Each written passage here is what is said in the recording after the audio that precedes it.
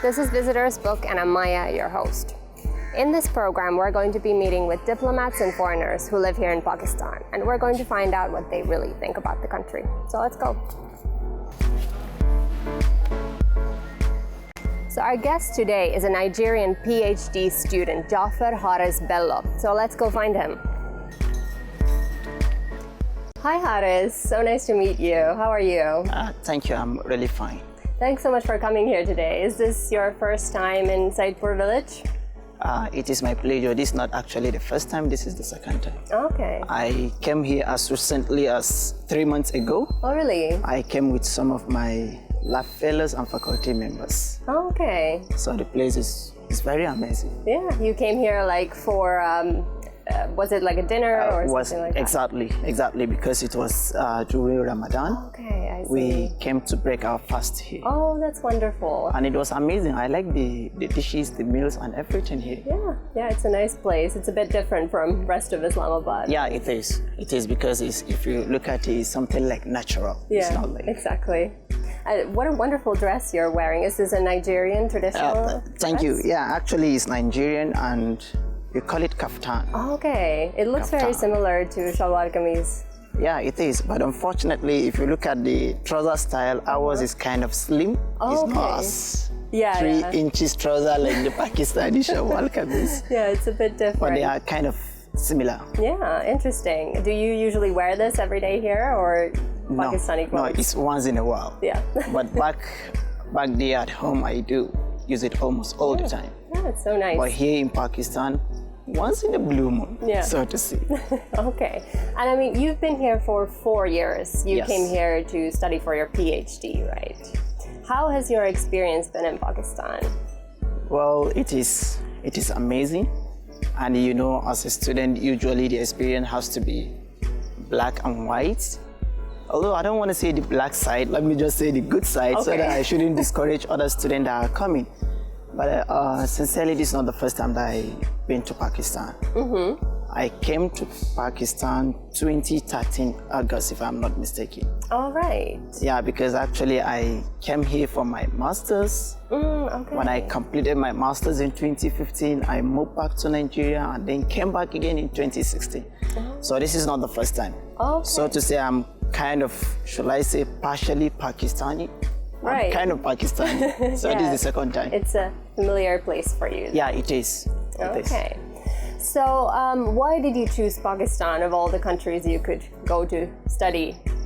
If I'm to give you a very simple answer, I would say opportunity. Okay. Because you know, in life you always look at the opportunities that you have and you utilize the one that you have.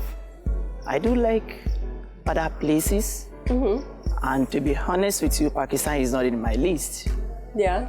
Because whenever I'm like thinking of going to abroad for studies, I look at Europe, UK, as well as USA. Yeah. But because of competition and opportunities, so it's very difficult to get scholarship in those places. Of course, yeah. But in Pakistan, I think people are not applying. Because of that, I have like more chances of getting scholarship in Pakistan.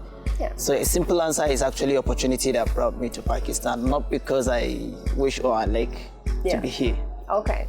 But I mean, you must have had a pretty okay experience here to want to come back. Yes.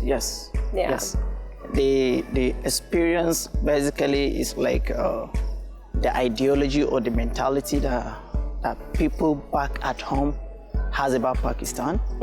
When I came for my master's, I was so surprised, and you know, let's say Pakistan is XYZ, but I have found Pakistan to be completely opposite to what I had in media. Right. It's completely opposite, that's number one. And then number two, the level of education, the standard of education is very interesting. Yeah? Yeah, I mean, the standard of education is very good. I'm satisfied with the standard of education. That's why when I finish my master's, when I'm going back home, I have Pakistan as my second plan. Yeah. So wherever I'm applying for scholarship, I would definitely apply Pakistan so that it would be a backup plan. Right. So that's why That's I how came you back. ended up. Yeah. So what, I mean, you told me right now that most Nigerians have a very negative perception of Absolutely, Pakistan. not only Nigerians. Well, most of the world. Yes, yeah, that's true. Absolutely, absolutely. So what did your family say when you were like, okay, I'm moving to Pakistan? Younger brother came to me and, do you really mean that you are going to Pakistan? I said, yes, I'm going to Pakistan. Yeah. He said, no, I don't think it's necessary. Why don't you just apply to the university that you finish your PS, just go back and do your master's? I said, okay, I'll do that. But I'm going to ask you a very simple question. Answer the question sincerely without any other thing. He said, okay, fine. I said, suppose I get scholarship in USA or I get scholarship in Europe or any of the country in the UK. Will you advise me to go? He said, of course, yes. Yeah. You are going for it. I said, okay, why not Pakistan? Yeah, exactly. Are you really looking at the country or you are looking at what I'm going there for? If we are not looking at the country, I'm going for studies and their level of education is very okay, then why are you saying that I should not go? I have to convince my family. Wow. And one of the points that I used to convince my family is the security situation that we have in Nigeria. Of course, in Nigeria, we do have security challenges. Yeah, of course. So I now told my family that, do you think here in Nigeria I'm more safe than in Pakistan? Right. Or do you think if I'm here in Nigeria, nothing will happen to me? Yeah. I put so many questions on the table, Yeah. which most of the questions, they cannot answer them because the answers to the question, they will support me. They will support me that I should go for the studies. So finally, because it was through my office, because back there at home I'm working. So it was my office that gave me scholarship. It was my office that got the admission for me. So they don't have they don't have any right to say I'm not going. Right. Now it's the office decision. Because I'm working in the office and the office has right to send me to anywhere they like to go for any assignment. So it wasn't easy. Yeah. It wasn't easy, but Alhamdulillah, what I have seen here in Pakistan is completely opposite. What would you say surprised you the most? What was the thing that you didn't expect to find here? What I don't expect to find here, and when I came to Pakistan, right from the airport, I met was the hospitality. Yeah. I mean hospitality. You as a foreigner, you definitely understand what I mean by hospitality. Yeah. Just think of you go to a place and in that particular place that you get yourself, no one is willing to interact with you or associate with you. The first thing you start questioning yourself, is there anything that wrongs with me? What am I doing that people don't really like to interact with me? So many questions that you cannot answer. But surprisingly, here in Pakistan, they are very hospitable. Yeah. And when you tell them that you're from Nigeria, what is the reaction usually? Yeah. You know, every average Pakistani, when you tell him the country that you come from, the next thing is, are you a Muslim? Yeah. You understand? You get what I'm saying because you are also here. So luckily enough, Alhamdulillah, I'm a Muslim. Yeah. So whenever I tell them, yes, I'm Muslim, the next thing is that they will try to hug me. Oh, really? Nice to meet you, all those things. So that's just the thing, and Alhamdulillah. So it's good to be here, and the question that they are asking, I think they are fine. I'm okay with most of the questions, and in the place that I came from, our orientation is completely opposite to Pakistani orientation. Okay. Because in my place in Nigeria is very unethical.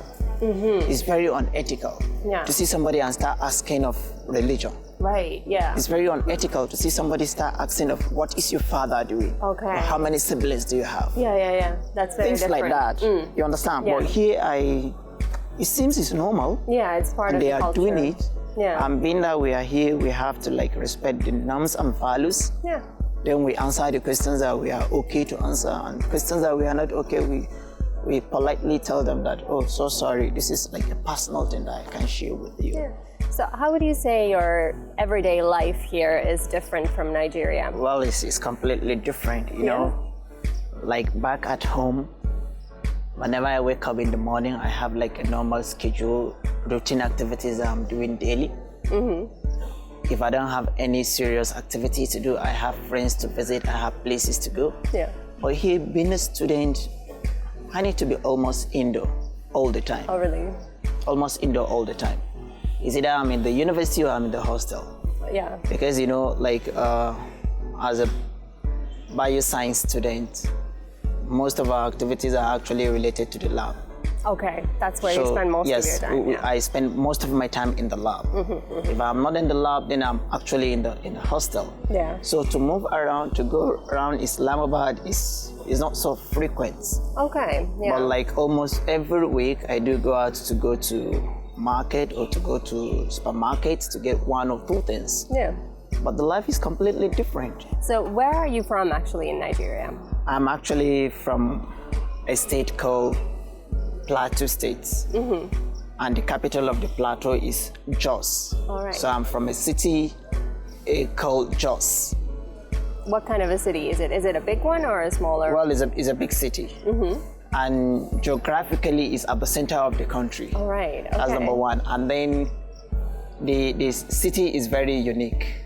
Unique in the sense we have so many rocks, hills, and waterfalls. Oh, wow. If you take a look at your back, the way you see this place, the mountain, the rocks, that's how my city looks like. Oh, wow. So it's a very good place, and I love my city. Yeah. I love my city. And when was it? Like, was it already in your childhood that you got this idea that you really want to study? You wanted to study for a PhD and focus on that sort of a career? No, it wasn't. Like, in our educational system in Nigeria, right from the secondary school, which is the higher school, higher secondary school, we basically have like 2 or 3 groups. We have the social science, we have the commercial, and we have the sciences. Okay. So if you are opportunity to be in any of this category, then your orientation is moving toward one direction. Right. For example, if it happens to be a science student, you are going to end up as an engineer, you are going for engineering, or you are going for medical or medical related courses. Okay. My wish, my desire was not for a science. Right. Was not for a science. But unfortunately for me, unfortunately because like I was pushed to science class, unfortunately for me, not knowing that I don't have the potentials, the capability to be a science student, until when my school said, no, you are going to a science class. Okay. That's when I actually know that, oh, do I really have the potentials to be a science student? Because the belief is that scientists are unique people. Right. You understand? Like the level of thinking, you need to think, all those things. So that was when I understand that I have the potentials. So when I was like pushed to science class, my target was to be an engineer. So when I finished my secondary school, there is like examination that we call it West African examination. It's the examination that is going to like determine your fate, which course are you going to study in the university. Yeah. So unfortunately, I failed mathematics. That was my first sitting, and for me to be an engineer, mathematics and physics are required. Of course, yeah. So I cannot go for the engineering. Therefore, I started thinking for like, what are the courses that does not require mathematics? Yeah. That's why I ended in biochemistry. All right. Biochemistry does not require mathematics, and luckily enough, I started and I have graduated successfully. When I finished my bachelor's, I got a job. So when I got a job with a research institution. The name of the research institution is National Mathematical Center. Okay. It's like a center of excellence in Nigeria. So when I got a job at that place, so being working in a research institute, I'm a researcher, then degree is not just enough for me. Okay. Bachelor's is not enough. Yeah, you have to study. I have to go for master's, I have to go for PhD. So that's when I started thinking for master's or PhD. But while I was in the university, I'm not thinking for master's, I'm not thinking for PhD. Yeah. My target is just to finish my university, get a job, get married, and settle down. Yeah. But unfortunately, because of my job, my orientation has to change. Interesting. So that's when I started like thinking of PhD as a career, not when I was a child. Okay. Did you always live in the same city in Nigeria, or did you move around because of your studies there? Yes, I move around because when I finished my higher secondary school, I moved to university, which is about over 100 kilometers away from my city. Okay. Because it's about 4 hours drive from my city to the state that I did my university. So whenever I'm in the university, I'm not with my parent. Okay. So immediately after I finished my university, I got a job. Right. And I got the job in the capital of Nigeria, which is Abuja. Okay. It's another 100 kilometers plus, over 100 kilometers away from my city. So I moved further away from the family again. Yeah. It's only like monthly that I usually visit my family. How different would you say like bigger Nigerian cities are from bigger Pakistani cities? I think this will not be possible for me to answer because I only know Islamabad. Okay. But geographically, I think Nigeria, I'm talking of the country as a whole, not a state, is bigger in terms of landmass than Pakistan. Right. Yeah, could be. Yes, yeah, it is. I'm sure of this. So I don't know whether my capital city is really small. The capital of Nigeria, Abuja, is really small. All right. So I'm not sure of the exact parameters, and I don't know the parameters of Pakistan. But it seems like Abuja is bigger than Islamabad. Okay. It seems like I'm not sure. Yeah. And like I say, Abuja is bigger than Islamabad sentimentally because of sentiment. I don't want to say Islamabad is bigger than Abuja. All right. But I'm not sure. All right, time to take a short break. I'll see you in a bit.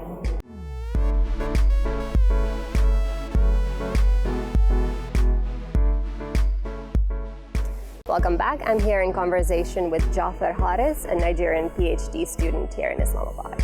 So how would you say your experience at a Pakistani university has been different from a Nigerian university? If we are talking of standard of education, there are so many factors that you need to put into consideration, right? And then if we are talking of standard of education in Nigeria and in Pakistan, it will be very unfair for me to say the standard of education in Pakistan is higher or better than Nigerian standard of education. Do you know why? Because I only know one university, Kamsad University. Yeah. So that's all you've seen. Yes, in Islamabad, I know of Kamsad University.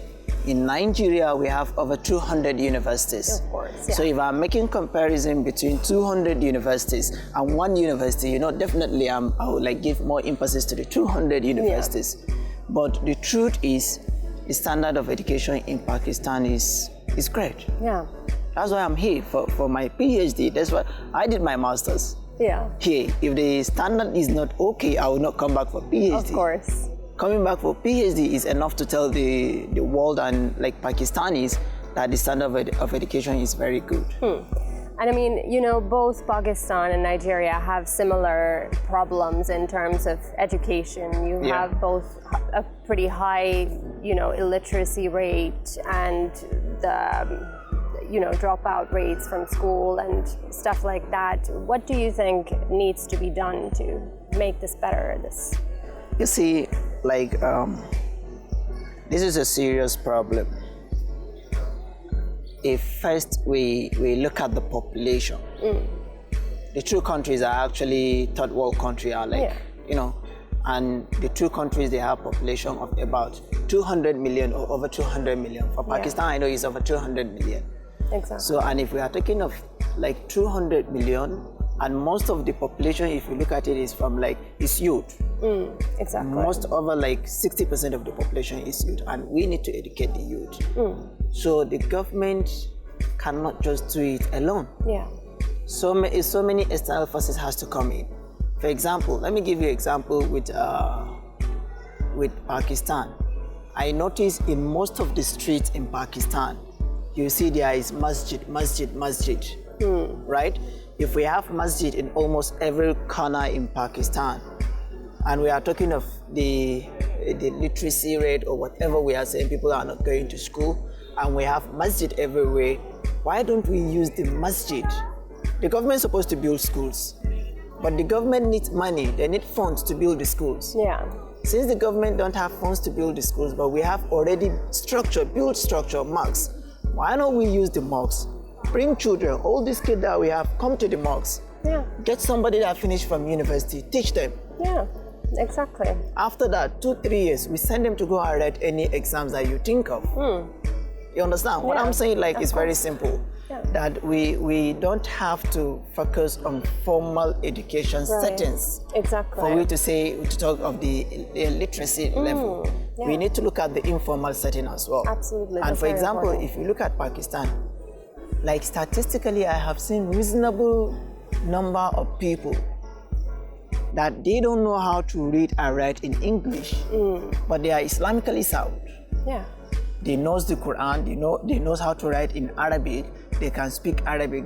Why do we say they are illiterate? If they can speak Arabic, they can communicate in Arabic. Exactly. It's another form of education. Absolutely. If you think of Saudi Arabia, think of Middle East, most of the countries in Middle East. If you think of Africa, like Morocco, Egypt, Somali, the students, they are taught in Arabic. If they are taught in Arabic and someone that can speak Arabic in Pakistan that don't know A, don't know B, cannot speak English, if he happens to get himself in those countries, probably he's going to be a professor. Yeah, very true. That's You a good understand? point. So Absolutely. we need to like be looking at it from perspective of both formal and informal. Yeah, We very cannot just say, if we are talking of literacy level, people that have qualification. Yeah. I don't think is an accurate way of determining literacy rate of any country or any place. Yeah. So, and this is obtainable in Nigeria, most especially in northern Nigeria. In northern Nigeria, for over 100 years ago or 200 years ago, you can see an elderly man that can communicate in Arabic fluently, can write a letter in Arabic, can do things in Arabic. But if you write a sentence, for example, what is your name? He cannot read. Right. And even if you read it to him, what is your name? He will definitely ask, what are you saying? Right. But if you are to write, what is your name in Arabic, he will read and he will answer you. Yeah, that's very interesting. So to me, if you look at those people, they are also educated. Yeah, absolutely. That's very true. So the issue of literacy rate is very complicated, which the government should not be left to the government, the community, the individual, and everyone has to come in. So that's my belief, and that's why I'm into academics. My passion is to be a teacher. Yeah, that's amazing. Because like I need to give my own quota of contribution. So there's quite a lot of Nigerian students here in Pakistan. Yes. Do you know the exact number? No, I'm not sure of the exact number, but I know we have over 200 Nigerians here in Pakistan. Okay. Across the cities. Why do you think it's such a popular destination? Well, to be sincere with you, it's not a popular destination for Nigerians. Okay. Because if you look at the statistics, for example, in Europe, UK, and US, in a single university, you can see we have over like 500 Nigerians. Right. Yeah. 500 Nigerians. Okay. Yeah. So most of the students They're over there, that are here in Pakistan, probably they also have same ideology with me. Yeah. Looking at opportunity, because you only talk of what you have at hand. If I love to school in UK, and I don't have scholarship in UK, but I head to school in Pakistan, but I have scholarship in Pakistan, it will be very unwise, Exactly. for me to say, no, I'm not going to Pakistan. Yeah. Because I have only one thing. Yeah. When you have one thing, you don't have choice. You go with it. But when I have scholarship in UK, I have scholarship in Pakistan, that's when I will talk of, choice. I need to choose one out of the two. So you also benefited from a scholarship program that was actually started by a Pakistani scientist. Yes. How important was this for you? Like, it basically provided you the opportunity to come here, right? Without it, it wouldn't have been possible. Yeah. The ideology of most scientists is not the name that they are going to make. Rather, is the contribution and the legacy they are going to leave behind. Yeah. And when I said legacy, you know, of course, I'm talking of positive things. Like, of course, Professor Abdul Salam is the founder of the scholarship with the target, okay, the third world countries need to come together and have a platform that, you know, the people from those countries, they will be educated, they will like have access to education like other people from the north. Yeah. You understand? So, like, being him Pakistani and then started this thing, and luckily enough, I saw the opportunity when before 2014 or 15, I don't know anything like the World Academic of Science. Right. It was here in Pakistan when a scholar came to our institution that he said he's coming through a scholarship called the World Academic of Science to us. That's when I went to research about it. All right. And when I saw it, I saw so many countries. I think there are about 7 or 8 countries affiliated to the scholarship. Okay. But you know, as a scientist, I need to be very smart. I look at all the 8 countries because whenever you are applying, you have to apply for only one country and one institution. Yeah. And you have applied for a country and you did not get the scholarship this year, it means this year you are not going for your studies. It has to be next year. Right. And the next year you have to pass through same process. You need to apply again. When I look at India, I look at Malaysia, I look at South Africa, Brazil, and the other countries, as well as Pakistan, I said, oh, much attention will be given to South Africa. Yeah. Then let me drop South Africa. Okay. Yeah. India, I know India and Pakistan are having issues. And my certificate for master's is Pakistan. If I apply India, there is chances because of my certificate is Pakistan, they will like deny me. India out of my counting. Yeah. Okay, so ultimately I get to Pakistan. In Pakistan, I say, okay, in Pakistan, there are about 4 or 5 universities that are affiliated to the scholarship. So then that's how you chose this it. 4 scholarship, these 4 universities, they don't know who is Haris. Yeah. But Comsa Universities knows me because I did my master's there. Okay. All right, time to take a short break. I'll see you in a bit.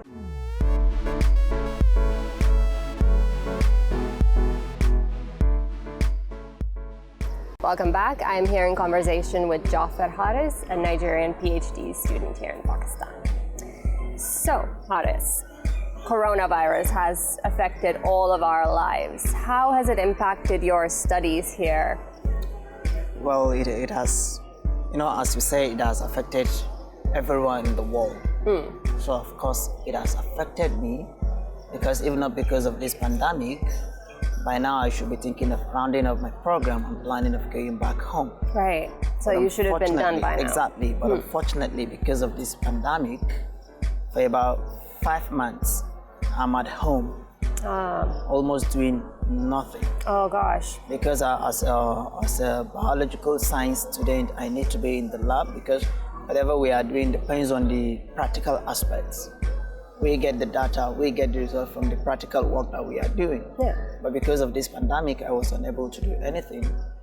But you know, we need to be smart all the time. Being that I'm not able to go to the lab, then I need to like focus on something that does not require the lab. For example, my thesis write-up, which I focus on that. I'm like writing my thesis, and so far so good. I have achieved a lot. Yeah. Did most of your work like also go online? Did you have like online lectures that you were able to attend, or was it just completely like nothing was going on during the lockdown? So many things had took place. For example, I think July 15th, I did my pre-submission seminar because in the university, on precisely my department, before you submit your PhD thesis, you have to like appear in pre-submission seminar. It's a seminar that we call it pre-submission seminar, right? Where you are going to present your work, what you have done, and what you have gotten from the work, and then the supervisory committee, they are going to assess the level of the work, whether it's sufficient for the award of the degree or not. I did the pre-submission seminar online, And luckily enough, I have passed. Okay, So, that's very good. Yeah, I qualified for the thesis submission. Yeah. So what is the situation like in Nigeria? Is it as much, I mean, now of course here in Pakistan the situation is much better, but for a while it looked pretty bad. How was it in Nigeria? The situation is just like in Nigeria. It's better now. Okay. It's really better, and things are going back to normalcy. Because I think our international airspace will be open in a couple of days. Probably on 29th of this month. Right. And domestic flight, they have started operating earlier this month. So, and I think some schools, they have started resuming because of examination. Oh, that's very nice. So things are getting better. And did it, like, how many cases did you have? Did it get as bad? It's not as bad as Pakistan because I think Pakistan had over 290,000 cases. Yeah. But in Nigeria, I think we have not more than 50,000. Oh, wow. Okay. Not more than 50,000. Do you have any idea, I mean, you being a science student yourself, do you have any idea what could be, in your opinion, like the reason why it, like especially the death rate didn't get as bad as in Europe, where it was a complete disaster in these countries? Well, you see, since this is actually a new virus, so whatever we are going to say is either going to be like opinion or hypothesis. Right. Because we can't just say for real, for certain, this is the reason for that. Yeah. But in my own opinion, I think number one is the health infrastructures. Okay. Because for you to know the level of a disease in a particular place, you need to have sufficient facilities and equipment to diagnose that particular disease. Right. So when there is deficient in that particular equipment or facilities, you might have the disease without even knowing you have the disease. Exactly. Yeah. So it's underreported. Yeah, and then number two, I think there should be like climatic factor. Even though many studies, many people say it has nothing to do with the weather, the temperature, and other things, but I do believe it has something to do with the climatic factors. Because if you look at Africa, like I think the Indus case in Africa was reported in second or third week of February, I think in South Africa. Right. And if you look at it, it took about 30 days or more than 30 days before it got to sub-Sahara region, other places, which you see geographically there is differences between those places. This is another factor. Yeah. And then in my opinion, I'm also thinking of like probably there is mutation, there is change in the sequence of the virus. Because the sequence of the virus reported in China, the origin, Wuhan, where it started, is quite different from the sequence determined from other places. Right. So probably there is mutation because biologically speaking, whenever we have something and we say there is mutation, the consequences of that mutation is going to be three. Yeah. It cannot go out of these three. Number one is either is going to be more deadly. Right. That change in the virus will now increase its, harmless side, so to say. It will be more harmful.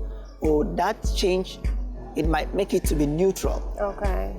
The effect will not be there. Or maybe it can reduce the effect. Okay, so that might be the reason. Probably the mutation is just a hypothesis. Yeah. There is no any no proof yet, proof for this. Yeah. So probably the mutation actually make the type of the virus, the strain of the virus in Africa to be less dangerous and less deadly than other places. Okay. And of course, another thing that lead to that probably the genetic composition, genetic makeup. Yeah. Because even here in Pakistan, you see two individuals, one is asymptomatic, another one is showing symptoms. So when was the last time you actually got to go home to Nigeria? I think, no, let me be sure, because it's home. It was April 2018. Okay, so a couple of years ago. Yeah, 2 years ago. And now you were planning on going now, but you couldn't because of the pandemic. Yes. Have you gotten to travel around in Pakistan at all? Yeah, I did. Where have so many you gone? times. So many places. Although one of the major problems that I do have here in Islamabad, I can be in a place without knowing the name of the place. Oh, okay. But I can remember I went to Jorez salt mine. I don't know whether you know the place. The salt mines. Yeah. How did you like that? Yeah, I like the place. It's very wonderful. Yeah. And I like the nature that is there. I've been to that place. I've been to Abuja Park. I've been to Marie. I've been to Banigala. I've been to Manal. Wonderful. I think behind Faisal Mosque, there is a hill or rock. I've been to that place. I've been to Faisal Mosque. I've been to Pakistan monuments. I've been to so many places. Yeah? Have you been to Lahore yet? Yes, I've been to Lahore. How did you like it? I've been to Abbottabad. Well, so far I can't say anything about these two places that I went because I actually went for a conference, and the movement is kind of restricted because it's from Islamabad to the university that I'm going for the conference, and from the university back to Islamabad. Yeah. So I don't have much to say about these two places. Okay, so just a little bit. Do you have some places that you would definitely like to see still in Pakistan? Yes, sure. Where are you hoping to visit? For example, the Kashmir side. Really? I really want to. And then the northern Pakistan, which is the KPK, because I was told like throughout the year the temperature of those places, that's the northern Pakistan, is like around 10 to 15 degrees centigrade throughout the year, as I had. It's nicer, yeah. So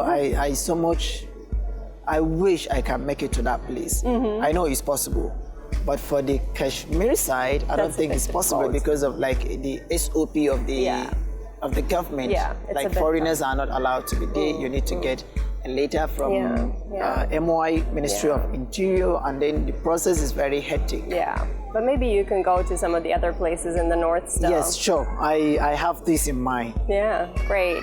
And you know, you mentioned also that before you went home, you went shopping for your sister. Yeah. What did you buy her from here? I bought so many things. For example, there is Sarida, they call it, and I have a sister that she's very close to me. She's my younger sister. And she's very good in giving warning to me. Okay. That when she called me then, she said, if you are not buying XYZ for me, don't come back. Stay in Pakistan. So which I need to like go and get those things. Has she worn the sari of course, in Nigeria? Of course, yes, yeah.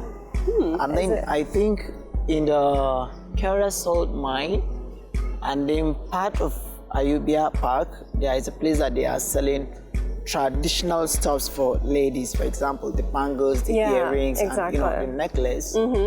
I bought some. That's so nice. So there are so many things that I would definitely buy before going back home. There are so many things that I wish to buy. Some souvenirs from Pakistan. Exactly. That's great. How do you like the food here? Is it too spicy for you? Yes, exactly. That's the major challenge. Most people say that, That's the issue, because even though in Nigeria, some places, some region in Nigeria, some regions, they actually like spicy food. Okay. But my region, the northern part of Nigeria, we don't eat much spice. All right. So I don't like spices at all. I don't like them at all. And most of the food in Pakistan, almost everything. Everything has spices in it. You understand? That's just the thing. But being that there is rice, and luckily enough, my favorite is rice, so I don't have much issue. All right, great. All right, then it's time for our rapid fire round. Are you ready? Yeah. Okay. Shalwar kameez or Western clothes? Shalwar kameez. All right. Lahore or Karachi? Karachi. Jollof rice or chicken pulao? Of course, chicken pulao is my favorite, yes. Okay, well, South Asia or South Africa? Of course, South Africa. That's your home, fair enough. Exactly. Lagos or Islamabad? No, Lagos. Yeah? Lagos. Okay, table tennis or squash? Table tennis. That's your favorite? Yeah, of course it is. Coffee or chai? No, chai. Chai. Do you drink chai in Nigeria? Yes, almost all the time. Okay. Mountains or beaches? Beaches. Great. First thought that comes to your mind when I say Pakistani people? Hospitality. Faisal Mosque. The library. Kashmir. Green. All right. The best thing about Pakistan. They are kind. Great. All right, then it's your turn to write in our visitors book.